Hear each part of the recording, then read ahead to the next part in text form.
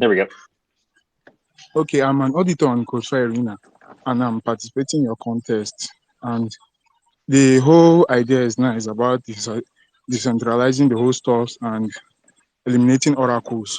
But don't you think, since this is the first time you guys are going to be doing this kind of thing, like you make it a little bit centralized before you like make it fully decentralized for the whole ecosystem?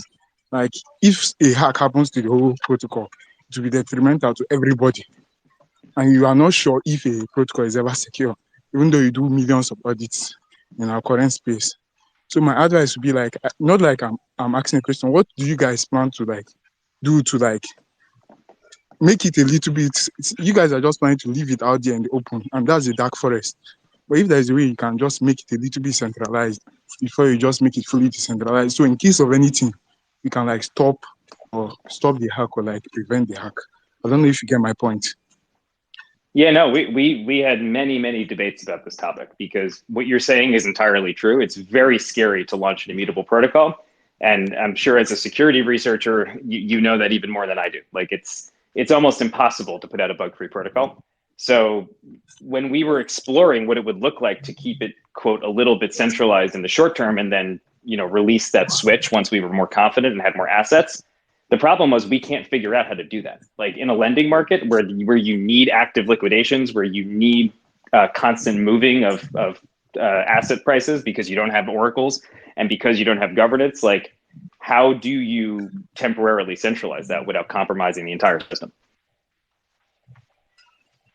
I think there are actual ways of doing this thing. If you're a researcher, when you're when you're being trained, you know that there is a way, there are things you put in place. So during the first period of launch, maybe the first 6 months, you actually have control over it. So in case anything happens, you can actually hold everything down, stop everything. I don't know how to explain it. I'm actually new. But like there's a way you can hold a little bit control before going fully decentralized. Just Yeah, no, like I before know what you you're get. saying, but we can't like economically we can't do that without screwing somebody over. So if we freeze liquidations, we're potentially letting people's positions go underwater. If we freeze withdrawals, we're potentially letting people get placed with collateral at prices they don't want anymore. So because it's a permissionless protocol where it's just matching preferences on both sides of the book, if we freeze anything, we potentially let the entire pool go insolvent, and it hurts more potentially than a hack would. Okay, I understand. I think you guys should think But of it. if you have any suggestions, please DM me. I would love to hear them. No problem. I'll do some research now, DM. No Thank you. problem. Yeah, Thank we want to launch this protocol as safely as possible. I want to make that very clear.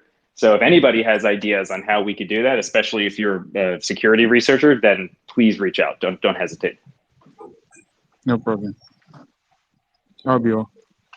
The suggestion box is real. um, so yeah, I think that was definitely like a good point. I feel like maybe we should end